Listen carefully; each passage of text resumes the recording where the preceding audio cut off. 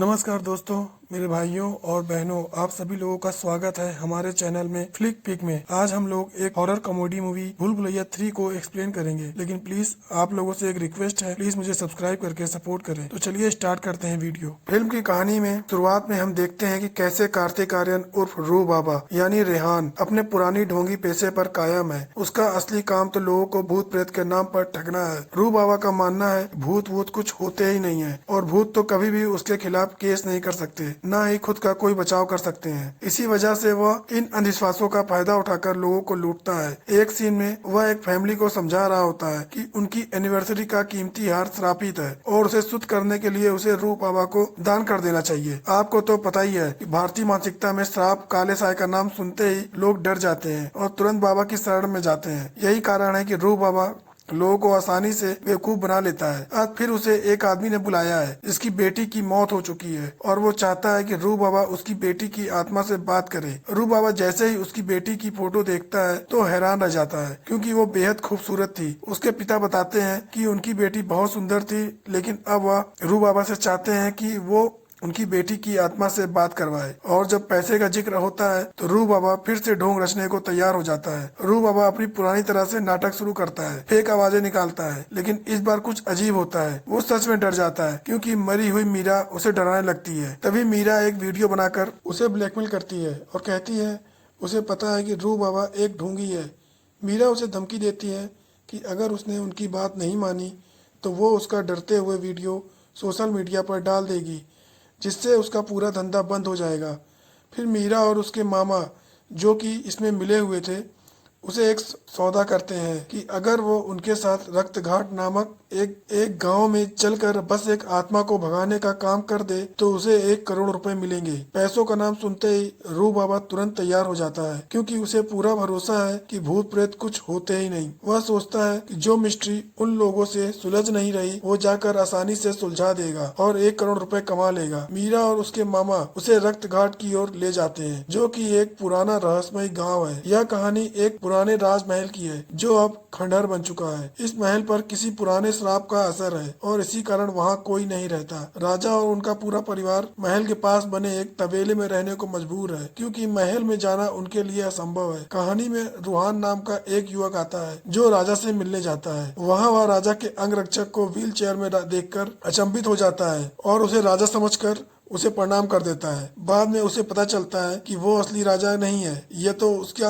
अंगरक्षक है। असली राजा की आर्थिक हालत बहुत खराब है। जब से महल पर श्राप लगा है तब से उनका परिवार गरीबी में जी रहा है। यह श्राप उनके पूर्वजों की गलतियों के कारण लगा था और पीढ़ी दर पीढ़ी इसका प्रभाव अब तक बना हुआ है। रूहान को फिर असली कहानी का पता चलता है। दरअसल महल में मंजुलिका नामक की आत्मा का श्राप है। कोई भी उस महल के अंदर नहीं जा सकता, इसलिए राजा और उनका परिवार तबेले में रह रहे हैं। राजा की बेटी मीरा इस श्राप और अंधविश्वास पर यकीन नहीं करती। वह चाहती है कि रूहान इस नाटक को खत्म करे, महल में जाकर दरवाजे खोले और साबित करे कि भूत प्रेत जैसी चीजें नहीं होती हैं। मीरा का एक प्लान यह है कि जब रूहान महल के अंदर जाकर इस अंधविश्वास को खत्म कर देगा तो वे महल को बेच सकेंगे, जिसकी कीमत करीब 1000 करोड़ रुपए है। इस सौदे से रूहान को भी करोड़ों रुपए मिलेंगे और राजा का परिवार गरीबी से बाहर आ जाएगा। हालांकि इसके लिए एक ढोंगी बाबा को भी बुलाया गया है।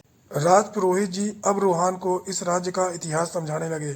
जिस तस्वीर को सब देख रहे थे वह किसी और की नहीं बल्कि राजकुमार देवेंद्र दास की थी, जो आज से 200 साल पहले इस राज्य का राजकुमार था। राज पुरोहित ने रूहान को बताया कि वह दरअसल देवेंद्र दास का पुनर्जन्म है जो वापस इस दुनिया में आया है। राज पुरोहित ने फिर एक राजकुमारी मंजुलिका की कहानी बताई।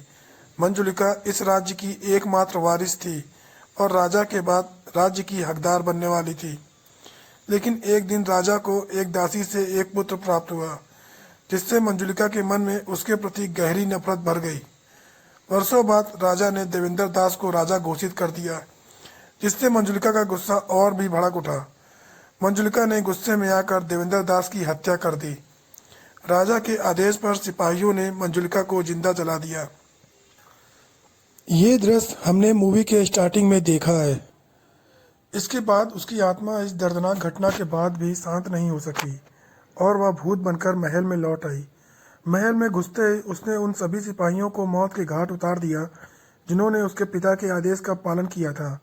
मंजुलिका ने राजा को भी उसी तरह जलाकर मार डाला जिस तरह राजा ने उसकी जान ली थी।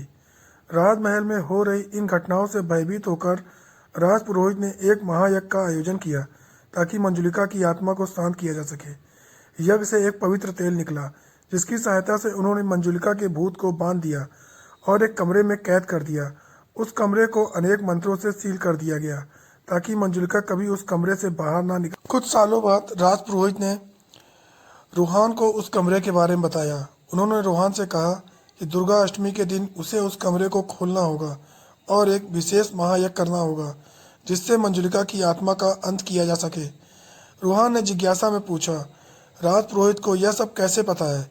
इस पर राजपुरोहित ने बताया कि उनके पूर्वजों ने एक भविष्यवाणी की थी जिसमें कहा गया था कि राज परिवार का कोई व्यक्ति वापस जन्म लेकर मंजुलिका का अंत करेगा। यह सब जानने के बाद रूहान ने महल में रहने का निर्णय किया और अन्य सभी लोग भी महल में लौट आए। महल में उनके लौटने के साथ ही राजा साहब को आर्थिक सहायता मिलने लगी। सबसे पहले राजा साहब ने महल का बिजली का बिल चुकाया जिससे महल में रोशनी लौट आई।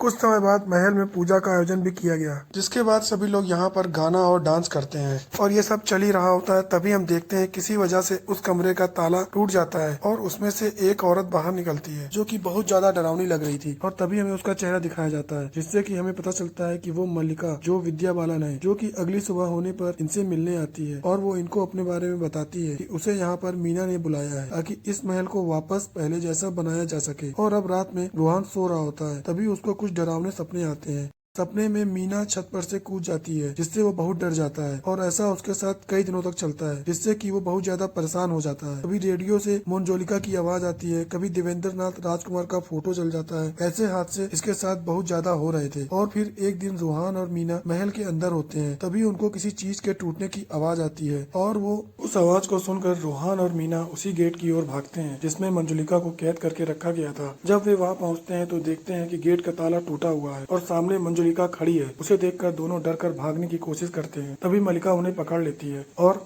मंजुलिका को एक जोरदार थप्पड़ मारती है। उसी पल हमें पता चलता है कि मंजुलिका को कोई भूत नहीं है बस कि इसी महल के पुजारी हैं। उसके साथ उनकी पत्नी और छोटा पंडित भी हैं। फिर पुजारी और रूहान और मीना को पूरी सच्चाई बताते हैं। इस महल में कोई भूत प्रेत नहीं है। जब वे यहाँ आए थे तो महल का वो कमरा और उनके पास रहने की कोई जगह नहीं थी, इसलिए उन्होंने इस महल में रहने का नाटक करते हुए भूत बनकर लोगों को डराना शुरू कर दिया ताकि कोई यहाँ न आए। उन्होंने गेट को फिर से बंद कर दिया और खुद भूत बनकर यहाँ आने वालों को भगा देते थे। पुजारी की बात खत्म ही होती है कि मल्लिका के बर्ताव में अचानक से कुछ अजीब सा बदलाव आने लगता है। वह अजीब बातें करने लगती है लेकिन थोड़ी देर बाद फिर से सामान्य हो जाती है। इस पर रूहान एक योजना बनाता है और अगले दिन गांव के लोगों को बुलाकर कहता है कि दुर्गा अष्टमी तक रुकने की जरूरत नहीं है। वह इस भूत को आज ही अपने मंत्रों से भगा देगा और गेट को हमेशा के लिए खोल देगा। वह अपने नाटक के अनुसार मंत्र पढ़कर गेट खोल देता है और गाँव वालों को यकीन दिला देता है अब महल में कोई भी परेशानी नहीं होगी। गाँव वाले भी संतुष्ट होकर वापस चले जाते हैं। तभी कहानी में नया मोड़ आता है। मल्लिका एक दीवार के सामने कुछ काम कर रही होती है। तभी दीवार में अचानक दरारें पड़ जाती हैं और वो टूटकर बिखर जाती हैं। इस आवाज से सब लोग वहां आ जाते हैं। वे देखते हैं कि दीवार के पीछे एक गुप्त रास्ता है। सब उस रास्ते पर चल पड़ते हैं और नीचे पहुंचते हैं जहां एक और दरवाजा नजर आता है। वह दरवाजा ठीक वैसा ही दिखता है जैसा मंजुलिका के कमरे का था और उस पर भी वही प्रतीक बंधे हुए हैं। राजपुरोहित सभी से कहते हैं इस दरवाजे को गलती से भी ना खोलना। वे ग्रंथालय जाकर दरवाजे के बारे में पता करने की बात कहते हैं। पुरोहित ग्रंथालय में जाकर कई पुस्तकों को पढ़ने लगते हैं। दूसरी ओर महल में मीना सभी को बताती है कि उसने एक औरत से बात की है जो इस महल को 1000 करोड़ में खरीदने के लिए तैयार है। यह सुनकर सभी लोग हैरान रह गए। सबके पास गरीबी का साया था लेकिन मीना और रूहान के बीच अब तक प्यार पनप चुका था। रूहान ने पैसे की कोई बात मीना से कभी नहीं की थी क्योंकि उसे यकीन था कि शादी के बाद सारा धन उसका ही होगा। लालच में आकर रूहान राजा साहब से कहता है हमें पुरोहित जी का इंतजार नहीं करना चाहिए बल्कि उस बंद दरवाजे को खोल देना चाहिए। कौन जानता है शायद अंदर कोई खजाना हो। यह सुनते ही सब लोग उस दरवाजे की ओर चल पड़े। रूहान ने उस गेट पर बंधे मंत्रों वाले सभी रस्सों को तोड़ दिया और वहां लगे सभी हथियारों को हटाकर गेट को खोल दिया। तभी पुरोहित जी वहां पहुंच उन्होंने बताया कि यह बहुत बड़ी भूल की है आप लोगों ने। जब वे ग्रंथालय में थे उन्हें एक गुप्त ग्रंथ मिला जिससे कई रहस्य उजागर हुए। उन्होंने बताया कि मंजुलिका की एक बहन थी जिसका नाम अंजुलिका था जो उससे भी ज्यादा जिद्दी और शक्तिशाली थी। इसी बीच माधुरी दीक्षित की धमाकेदार एंट्री होती है। पुरोहित बताते हैं अंजुलिका और मंजुलिका ने मिलकर राजकुमार देवेंद्र दास का जीवन समाप्त कर दिया था, लेकिन अंजुलिका के बारे में अब भी कई बातें रहस्य में थी। आखिर क्यों उसका नाम इतिहास के पन्नों में मिटा दिया गया था। तभी अचानक वहाँ एक नई शख्सियत की एंट्री होती है। यह कोई और नहीं बल्कि दूसरे राज्य की राजकुमारी मंदिरा थी, जो कि माधुरी दीक्षित, जिसे मीना ने यहाँ बुलाया था। मंदिरा महल खरीदने के लिए तैयार थी, लेकिन उसने कहा मैं इस महल को आज नहीं बल्कि दुर्गा अष्टमी के दिन खरीदूंगी और उसी दिन मैं तुम्हें पूरे पैसे भी दे दूंगी। इसके बाद मंदिरा मलिका से मिलती है और जैसे ही वह महल से बाहर निकलती है, चारों ओर बहुत सारे कौवे मरे हुए दिखाई देते हैं। कौवों को इतनी बड़ी संख्या में मृत्यु देखकर पुरोहित जी को कुछ अनहोनी का आभास होता है। वह राजा से कहते हैं हमें एक महायज्ञ करना होगा, जैसा मेरे पूर्वजों ने किया था, क्योंकि मंजुलिका अभी भी यही है। मैं उसकी उपस्थिति महसूस कर सकता हूँ। उसी रात राजा साहब पूरे गांव को एक शानदार पार्टी में आमंत्रित करते हैं। जब वह गांव वाले उनसे पूछते हैं इतनी बड़ी दावत के लिए पैसा कहाँ से आया, तो राजा मजाक में कहते हैं पार्टी कोई बड़ी बात नहीं है। जो रात को कौवे मरे थे मैंने उन्हें ही पकवा कर सबको परोस दिया। गड्ढा खुदवा कर उन्हें दफनाने में ज्यादा खर्च होता, इसलिए ये हल कर दिया। लेकिन इसके बाद महल में भूतिया घटनाएं फिर से शुरू हो जाती हैं। कभी कहीं का कांच टूट जाता है तो कभी आग लग जाती है। यह सब देखकर राजा साहब घबरा जाते हैं और मंदिरा से कहते हैं हमें इस महल को आज ही बेचना है। हम इसे 950 करोड़ में बेचने को तैयार हैं। लेकिन मंदिरा उन्हें समझाती है मैं इसे दुर्गा अष्टमी से पहले नहीं खरीद सकती। तभी एक अजनबी आदमी सामने आता है और कहता है मैं इस महल को 1000 करोड़ में खरीदने के लिए तैयार हूँ। मैं आज ही सारे कागजात तैयार करवाता हूँ और कल ही इस महल का मालिक बन जाऊंगा। यह बोलकर वो अपनी गाड़ी में बैठकर जा रहा होता है। तभी रास्ते में मंजुलिका आ जाती है, उसे गाड़ी से निकालकर जान से मार देती है और इनकी खबर महल में सबको मिलती है। तो ये भी ज्यादा परेशान हो जाते हैं, क्योंकि एक तरफ इनके साथ भूतिया चीजें हो रही हैं और दूसरी तरफ कई लोगों की जान भी जा रही है। यह सब देखकर रूहान पूजा करके शाम को उस पवित्र तेल को तैयार कर देता है और अब इन सभी को बस मंजुलिका का इंतजार था। और अब ये सारी चीजें होने के बाद ही इन सभी को शक था कि मंदिरा ही मंजुलिका है। इसलिए रूहान भी मंजुलिका को उस पवित्र तेल को दिखाकर पूछता है, लेकिन तभी पीछे से मलिका आ जाती है और मलिका मंदिरा के पीछे में काफी देर तक फाइट होती है और हमें लगता है कि दोनों ही भूत हैं। लेकिन रूहान मौका पाकर मलिका के चारों ओर उस तेल को गिरा देता है, जिससे कि मलिका के शरीर में आग लग जाती है और वो जलने लग जाती है। तभी मंदिरा भी बदल जाती है और बोलती है मैं हूँ मंजुलिका। यहाँ पर इनको कुछ भी पता नहीं चल रहा था आखिर मंजुलिका इनमें से कौन है। तभी मलिका विद्या बालन उस आग से सही सलामत बाहर निकलती है और वो मंदिरा से बोलती है कि हम दोनों को पता है कि हम दोनों में से कोई भी भूत नहीं है। वो सबको बताते हैं कि हम दोनों भी नॉर्मल इंसान हैं। यहाँ पर इनको कुछ फ्लैशबैक आए थे, जिससे कि इनको पास्ट के बारे में सभी चीजें पता थी और वो एक दूसरे से माफी मांगती हैं। तभी मंदिरा की बॉडी से एक आत्मा बाहर निकलती है और वो सबको बताते हैं कि मंजुलिका और अंजुलिका में से कोई भी आत्मा नहीं है, बल्कि ये आत्मा राजकुमार देवेंद्र नाथ की है। फिर ये बताती है कि राजकुमार देवेंद्र नाथ को नृत्य करने का शौक था। जब ये दोनों उसको मारने गई थी तो इनको पता चला कि राजकुमार किसी नृत्य के लिए तैयार हो रहा है और राजकुमार के इस असलियत के बारे में किसी को भी पता नहीं था। और ये दोनों उसके पास जाती हैं और बोलती हैं हम तुम्हारी बड़ी बहनें हैं, इस वजह से हम इसको किसी को भी नहीं बताएंगे। और वो उसे अपना डांस दिखाने को भी कहती हैं, जिस पर वो डांस करने लगता है। तभी ये दोनों जाकर राजा को सारी चीजें बता देती हैं कि जिसको आपने लड़का होने की वजह से राजा बनाया है वो जाके देखिए क्या कर रहा है। और राजा आकर ये सब चीजें देखकर बहुत ही गुस्सा